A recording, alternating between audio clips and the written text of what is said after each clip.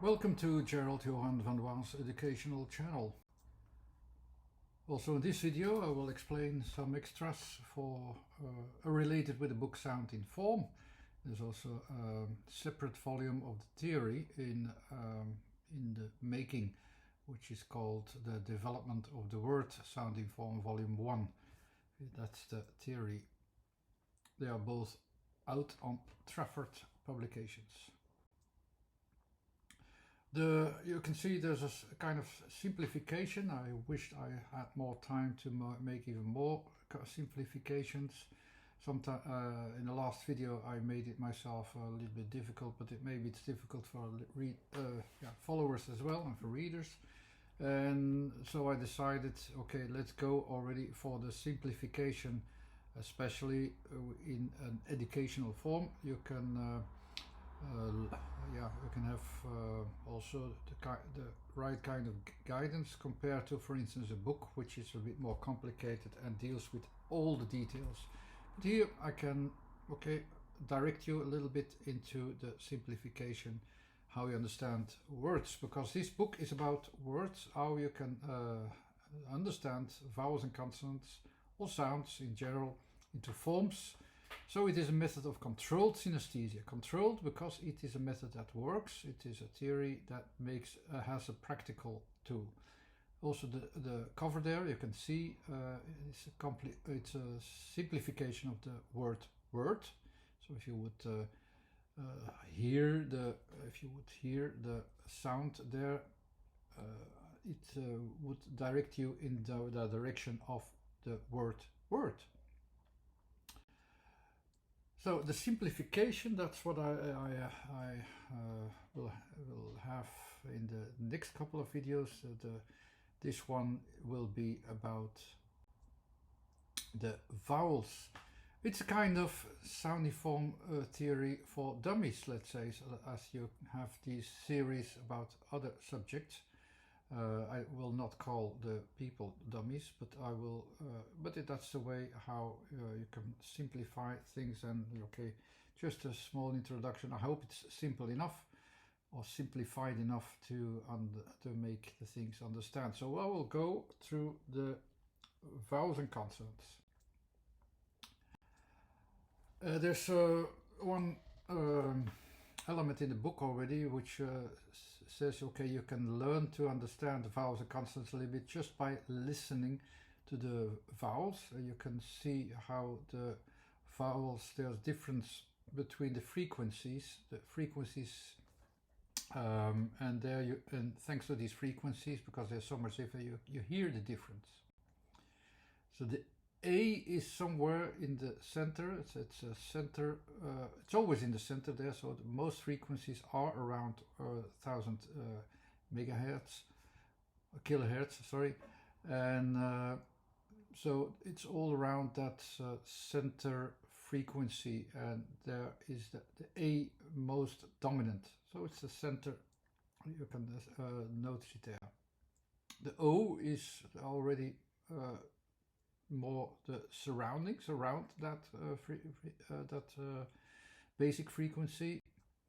The U is below the average activity, so it is lower. It is a very low frequency. The E is clearly extending beyond that basic frequency. And the I is not just way beyond everything. It is already so there are two parts in the frequencies. Is the basic frequency where you start from, so the first resonance of activating resonance, and you have a corresponding resonance on top, and that is where you hear, or where it makes you a certain alertness, or something that is a bit vulnerable. Maybe we have to change something, so it gives you an alertness towards change. The E is leading to interaction. It is trying to find resonance, and finds it. It finds a resonance. All the other frequencies, therefore, a very small resonance, but the E has the complete resonance there. So that's one way to approach the letters. You can hear them, you can understand them, and that's more or less the basics of the frequencies. But I will go to the forms, that is something else. And therefore we need, of course, an object, a random object, where we can apply the vowels to. So how can we recognize the vowels in a random object like this one? And I will take all the vowels and I make an example. How can we recognize all these vowels? The a, these vowels, in English it is written as a, but it is not pronounced as a. That has another signification, that's for another time. With the a, you define the core, the average center point, the basis, the workable and essence. And it's so you try to grasp the object into one point and want to express the full thing, everything from it. So it's not just the center, the basis, the essence, where you can see the object from the center point, but also you include all what surrounds it, the material that is related with it. And from there you can add more extensions. The vowel that fits very well with it into the expression of the two letters A and I, or in the pronouncement of E, it is it's about the extension. So you have the center and you extend it towards other points. So it is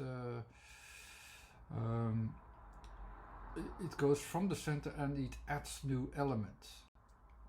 So it is expressed as the looks always for these new elements, but it's still a center of its own. So the center which is in extension actually. And therefore it also adds all the exceptions in the regularity. The A is regular, but here it also accepts everything which is a bit irregular and which is still included from the viewpoint of the center. So there are some exceptions in this regularity, as you can see. There are some deviations, and you can recognize this in the word mais in French. These point to the exceptions that are added into a center thinking. So it's pronounced as E, but it is written as I. So A plus I.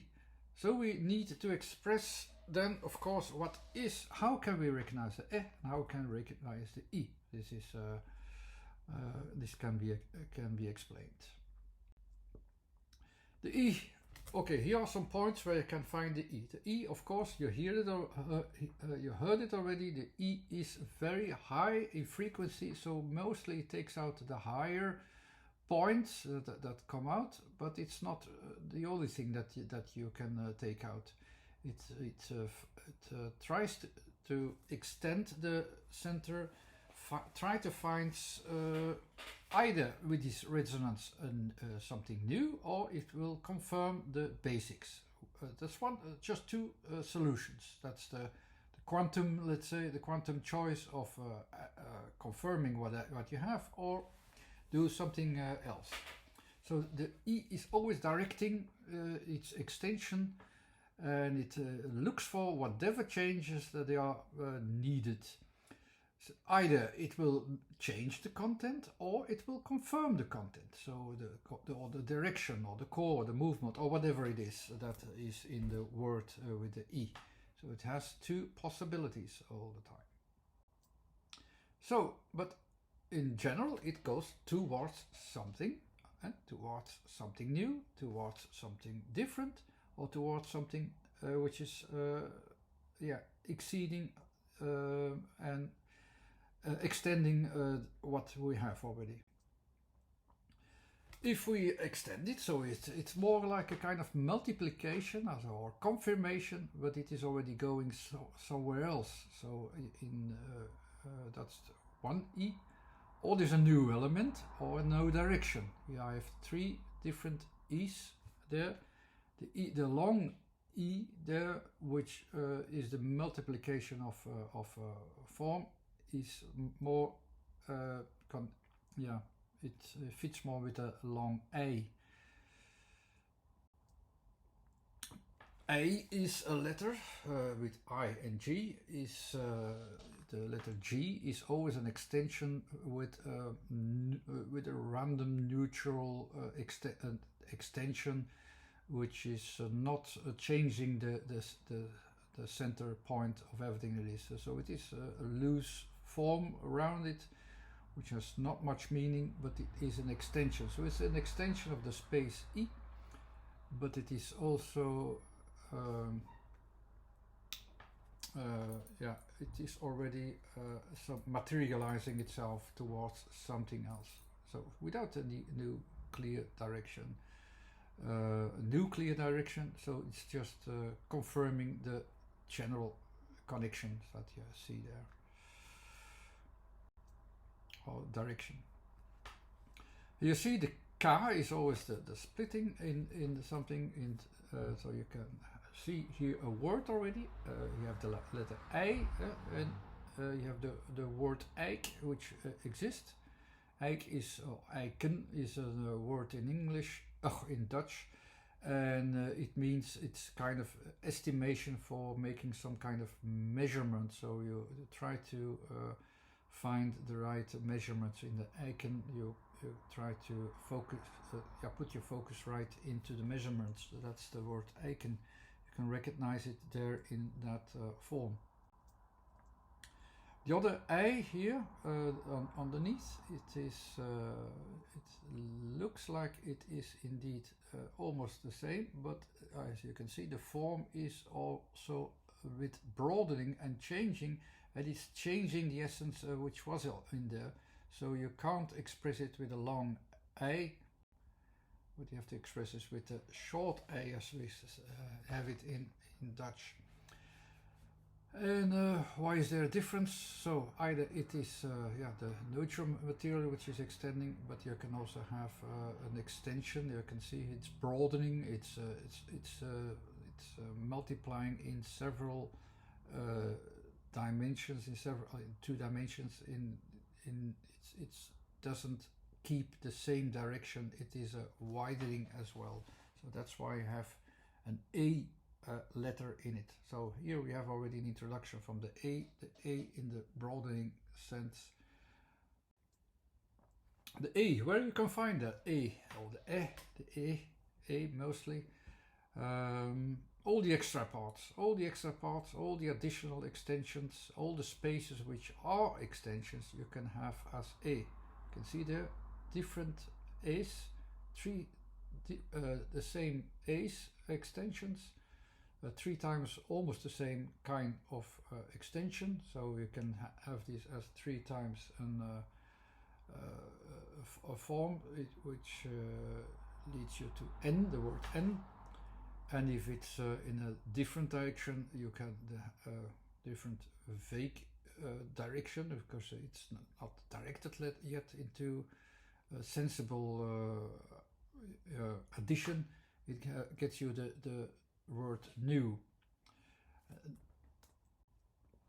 And you have also, for instance, if it is a very small extension which is of change, like you have underneath there's a small change in direction without adding much difference, or a very small notice. So hey, I see here that it is in a different in a different direction. It's more the letter so it can go from A. There's a very clear notice that it goes in a different direction to like in the, you notice it is noticeable, not much more. They're also not with a clear direction, a new direction yet. Then we have the next letter. It is the letter U. The letter U is all the forms that are unfinished business, let's say. So they are directing somewhere, but not clear enough. It could extend itself, it could go to somewhere real. It is not going anywhere yet. So these are the 2 places where you can have the U.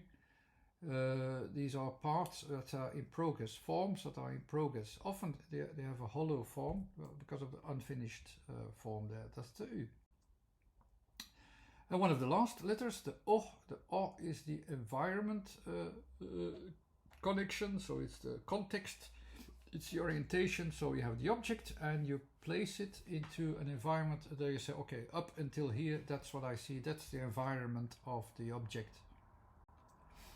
And if within this object you can still find a few different spaces with a spatial relevance of differences, you have within the big O, you have a small o, so it is the O, the long O, two different letters, same form, but it's you can find it somewhere else.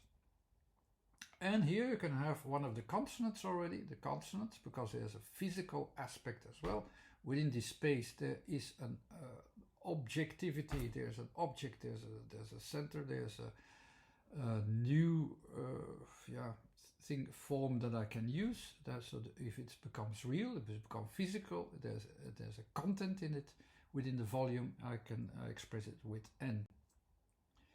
And then is also existing. This is the connection between two different areas or two different spaces. So they are connecting two different spaces. You can see all especially, so this is the letter N as well. So I hope you enjoyed. It is in very short. You have all the vowels here and it's much more easy to understand them. Maybe even more easy with the book, but in the book I give you many more associations so that you can't make any mistakes to be too quickly and make a random association, and with in a different context you make it too literally. I wanted to avoid that, so that's why it was complicated in the book, but in the videos it will be more simple. I hope you enjoyed. Volume 1 and 2 are out. Volume 1 separately will be out soon. Thanks for watching. Just check the videos at the YouTube channel and subscribe if you like. Make some comments or make some questions. Ask some questions, and there's a website as well. Thanks for watching. Bye bye.